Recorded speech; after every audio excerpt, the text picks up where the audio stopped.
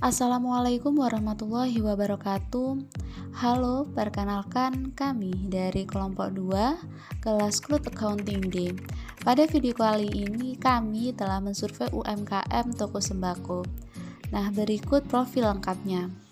Toko sembako Bu Yuni beralamatkan di Jalan Raya Gambirono, Dusun Pakem, Desa Wringin Telu, Kecamatan Puger, Kabupaten Jember, yang mana wilayah ini sangat strategis sehingga memudahkan bagi para konsumen untuk datang. Usaha ini berdiri sejak tahun 2015 lalu, yang awalnya mengontrak toko, namun setelah 5 tahun berjalan, akhirnya pemilik mampu untuk mendirikan bangunan sendiri yang terletak di depan rumahnya saat ini. Untuk jam operasional dari toko sembako Bu Yuni mulai dari jam 7 pagi hingga jam 21 malam. Untuk karyawan sendiri ada 2 orang, yaitu bernama Angga dan Dimas. Kemudian untuk barang yang dijual terdapat banyak variasi dan jenisnya. Misalnya saja ada beras, minyak, gula, galon, LPG, rokok, perlengkapan mandi, obat-obatan, dan segala jenis kebutuhan pokok yang tersedia pada toko sembako ini. Toko sembako Bu Yuni hampir mirip dengan permodelan Indomaret atau Alfamart, yang mana di sini konsumen bisa membawa keranjang belanjaan yang sudah disediakan, kemudian bisa memilih barang yang ingin dibelinya, dan untuk harga pun sudah tersedia pada rak tiap barang. Selain itu, untuk keluar masuknya barang sudah menggunakan sistem terkomputerisasi, sehingga lebih memudahkan dalam mengetahui informasi barang yang ada. Nah, itulah profil dari UMKM yang kami survei. Selamat menonton video kami berikutnya. Terima kasih. Baik, di sini saya akan menjelaskan terkait laporan keuangan yang diaplikasikan pada software Zahir ini. Nah, untuk software Zahir Accounting 6 ini tampilan awalnya seperti ini. Kemudian kita yang pertama kali lakukan adalah membuat data baru. Nah, di sini kita memasukkan nama perusahaannya. Kita menggunakan nama perusahaan toko sembako dari Bu Yuni. Nah, untuk alamat perusahaannya jangan lupa untuk memasukkan juga. Sini saya sudah mengkopinya, kemudian di sini juga bisa diisikan secara lengkap. Kemudian lanjutkan. Nah, di sini kita memasukkan bulan Januari sebagai bulan periode awal akuntansi. Ini kalau misal mau meng-save datanya, kemudian bisa dilanjutkan. Nah, lanjutkan sampai proses. Nah, ini berhubung saya sudah membuatnya, jadi mungkin ini tidak di-save terlebih dahulu. Kita buka data yang sudah ada sebelumnya. Oh ya, ini maaf.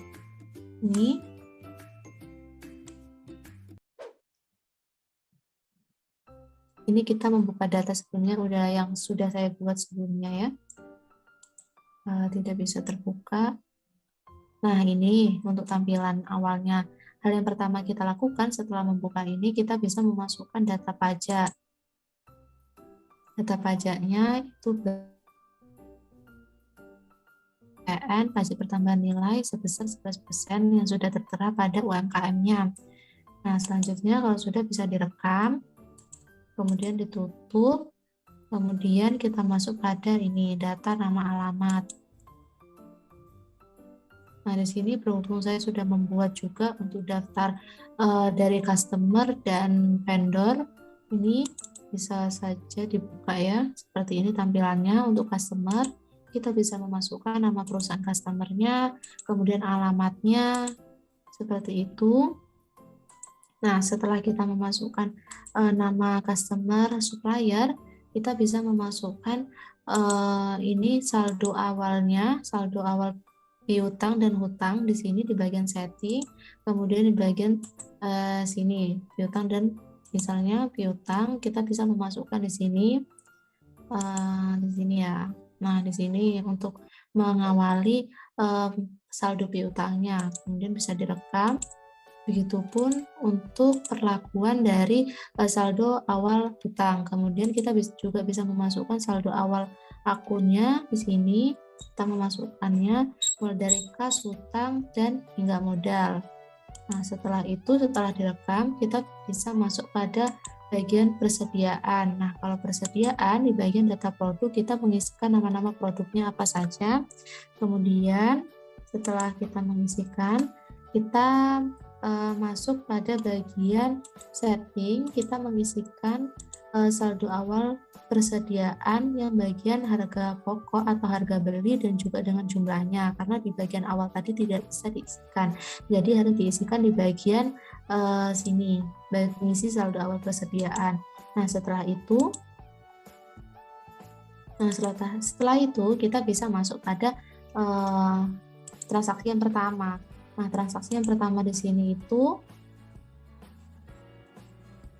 yang pertama adalah pemilik menginvestasikan uang tunai sebesar 10 juta di Bank BCA. Nah, untuk menginvestasikan berarti kita masuk pada buku besar di sini. Nah, ini saya sudah membuatnya juga. Kita memasukkan akun bank pada modal store sebesar 10 juta. Kemudian kalau sudah bisa direkam, selanjutnya kita masuk pada bagian ini. Misalnya saja di bagian tanggal 8, Sido Makmur membeli rokok Surya sebanyak 10 pak, gula, beras, Raja Wali 5 karung, dan 5 aqua galon dengan syarat 2/10 N30. Nah, di sini kita masuk pada penjualan. Masuk pada penjualan tanggal 8. Tadi untuk customernya Sido Makmur. Nah, di sini kita bisa memasukkan apa aja yang dibutuhkan. Tadi ada 10 rokok Surya, kemudian 10 gula, 5 beras Raja Wali, 5 galon air. Kalau misal secara tunai bisa memasukkan di sini tunai, pilihannya tunai. Kalau misal tidak tunai itu untuk pembayarannya bisa diisikan di bagian sini. Kita bisa atur di bagian sini ya. Ini. Kemudian kalau sudah bisa direkam. Ini dibatalkan, berhubung saya sudah. Nah, begitupun dengan pengisian akun-akun yang lainnya seperti itu. Misalnya saja pada ini tanggal 22 meminjam uang di Bank BCA, berarti tanggal 22 ini pada kas masuk.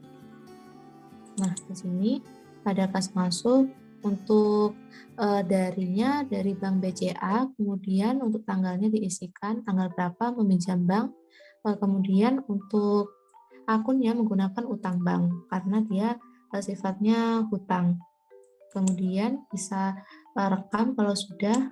Mungkin seperti itu saja penjelasan dari saya. Untuk penyesuaiannya akan dijelaskan oleh rekan saya.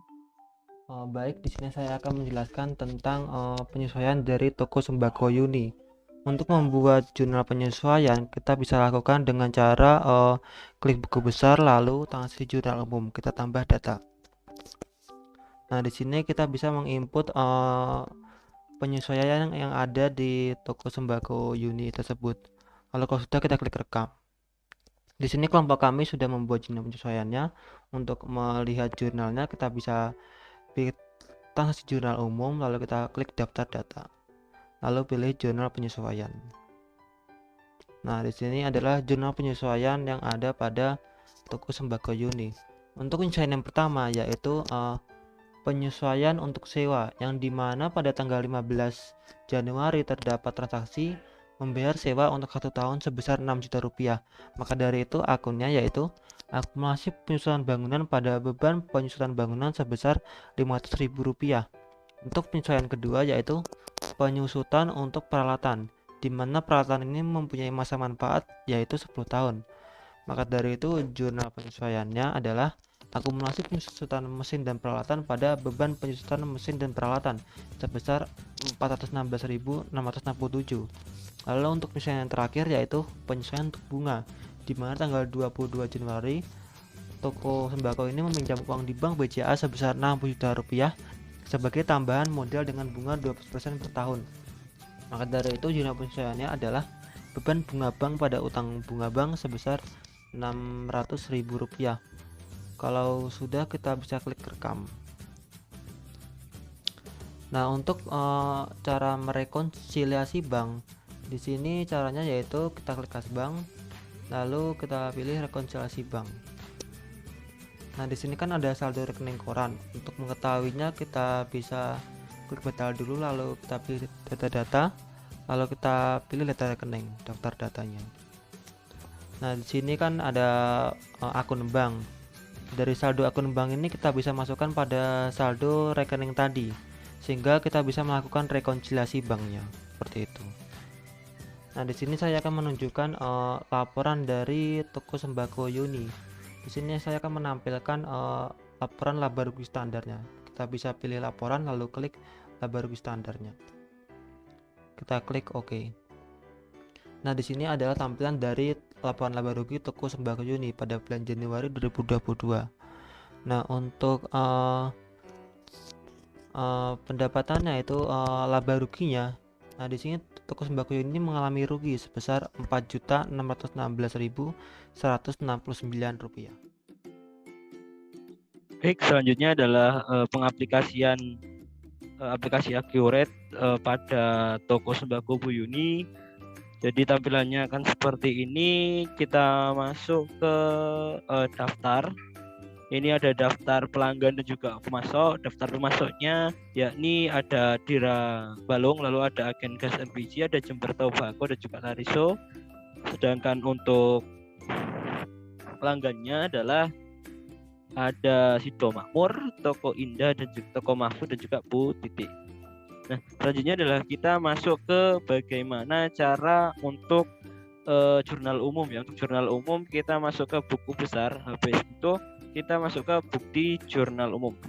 Nah, untuk bukti jurnal umum ini sebelumnya saya sudah menginputkan ya selama 1 bulan transaksi yang ada di toko sembako Bu Yuni. Nah, mungkin untuk kita cari di sini jadi di tanggal 28 bulan 1 2022 di sini ada membayar biaya kebersihan. Nah, contohnya seperti ini.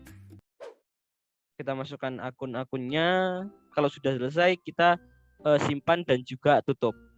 Karena ini udah di-record maka klik batal. Selanjutnya adalah penjualan dan juga pembelian. Yang pertama penjualan, kita masuk ke faktur penjualan. Oke, sama. Jadi kita akan lihat contoh yang penjualan sebelumnya. Nah, seperti ini. Di sini ketika ada tulisan paid ini berarti penjualannya udah lunas gitu ya, atau udah dibayarkan oleh pelanggan. Ini kita masukkan invoice nomornya. Ini urut ya. Dari ini merupakan penjualan yang ke nomor 8. Invoice date-nya dan juga ship date-nya disamakan untuk tanggalnya sesuai dengan transaksi. Di situ kita masukkan item-itemnya.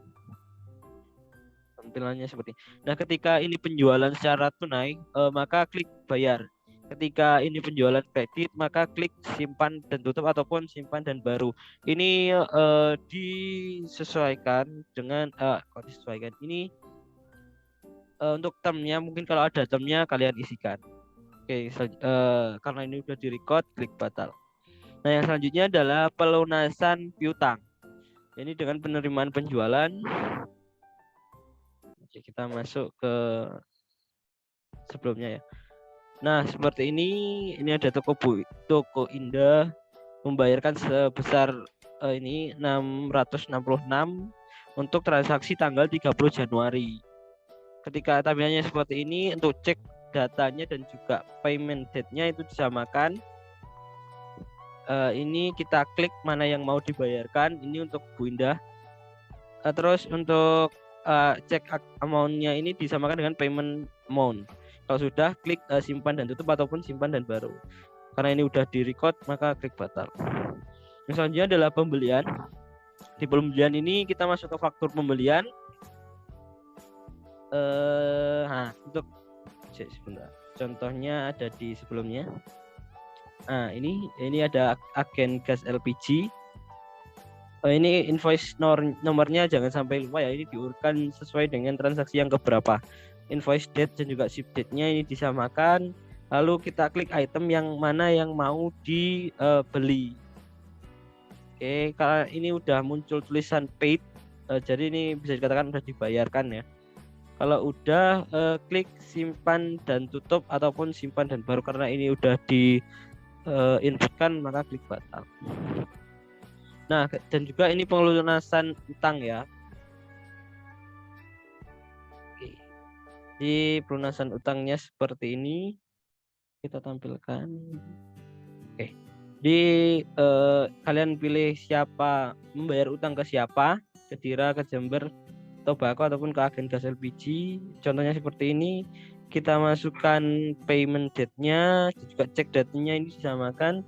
Kita klik mana yang mau dibayarkan utangnya, habis itu klik simpan dan juga tutup, ataupun simpan dan juga baru batal. Kalau sudah ya klik batal. Oh ya, lupa, kalau pembelian secara kredit, maka itu langsung disimpan dan tutup. Ketika pembeliannya itu tunai, maka klik bayar ke pemasok.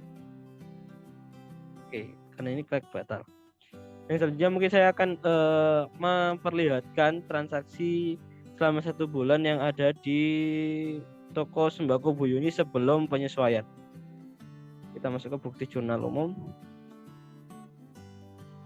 Kok bukti sudah salah. Kita masuk ke histori buku besar. Tampilannya seperti ini, kita masukkan dari tanggal berapa. Oke, ini ada selama 1 bulan, ini saldo awalnya. Lalu ada beberapa transaksi sampai tanggal 31 Januari 2022. Oke, mungkin itu saja penjelasan dari saya. Yang selanjutnya akan dijelaskan oleh rekan saya. Di sini saya akan melanjutkan paparan dari teman saya tadi. Tadi kan sudah dijelaskan apa saja sih transaksi yang ada pada bulan Januari 2022 di toko sembako ini. Nah, di sini saya akan menjelaskan tentang jurnal penyesuaiannya. Untuk membuat jurnal penyesuaiannya, kita bisa buat dengan cara kita klik buku besar, lalu kita klik bukti jurnal umum. Nah, di sini kita bisa mencatat tanggalnya dan juga deskripsinya, yaitu jurnal umum. Di sini adalah tempat untuk menaruh akun-akunnya. Nah, kelompok kami sudah membuat akun jurnal penyesuaiannya, maka hasilnya bisa kita lihat di histori buku besar di bukti jurnal ini. Nah, di sini sudah ada beberapa penyesuaian yang sudah kelompok kami buat. Di sini untuk jurnal penyesuaian yang pertama yaitu penyusutan untuk peralatan. Nah, di sini kan pada soalnya peralatan kan mempunyai masa manfaat 10 tahun. Maka dari itu untuk akunnya sendiri kami gunakan biaya penyusutan peralatan atau beban penyusutan peralatan pada akumulasi penyusutan peralatan, yaitu sebesar 41.666,67. Nah, untuk penyesuaian kedua yaitu penyesuaian untuk sewa. Nah, tadi kan ada transaksi tanggal 15 ya, bahwa disitu tertulis membayar sewa untuk 1 tahun sebesar 6 juta. Nah, untuk itu jurnal penyesuaiannya yaitu biaya sewa gedung pada sewa gedung dibayar di muka, yaitu sebesar 500.000. Nah, untuk penyesuaian terakhir yaitu penyesuaian untuk bunga. Nah, pada transaksi tanggal 22 kan dijelaskan bahwa toko ini meminjam uang di Bank BCA sebesar 60 juta rupiah sebagai tambahan modal dengan bunga 12% per tahun. Maka dari itu untuk jurnal penyesuaiannya yaitu beban bunga pada utang bunga sebesar 600.000 rupiah. Nah, setelah kita selesaikan jurnal penyesuaiannya, kita bisa klik simpan dan tutup. Nah, setelah itu kita melakukan rekonsiliasi. Cara melakukan rekonsiliasi yaitu kita klik kas bank, lalu kita pilih rekonsiliasi bank. Di sini bisa kita catat tanggal akhir dari bulan Januari. Lalu di sini kita bisa pilih kas banknya. Di sini akan tertera akun-akun yang ada pada akun banknya seperti itu. Lalu kalau sudah kita checklist semua, kita bisa pilih save dan close. Nah, setelah itu saya akan memperlihatkan laporan dari toko sembako ini. Di sini saya memilih laporan laba rugi standar. Bisa kita pilih di daftar laporan, lalu kita klik laba atau rugi standar. Nah, di sini untuk tanggalnya kita bisa pilih pada dari 1 Januari 2022. Lalu kita klik OK. Nah, inilah tampilan dari laporan laba rugi dari toko sembako Bu Juni. Sebelum kami tutup presentasi kami, ada sedikit pantun penutup dari kami. Biru laut seperti kolam, Ikan paus pandai menyelam dari lubuk hati yang paling dalam. Kami tutup presentasi ini dengan salam. Wassalamualaikum warahmatullahi Warahmatullahi wabarakatuh.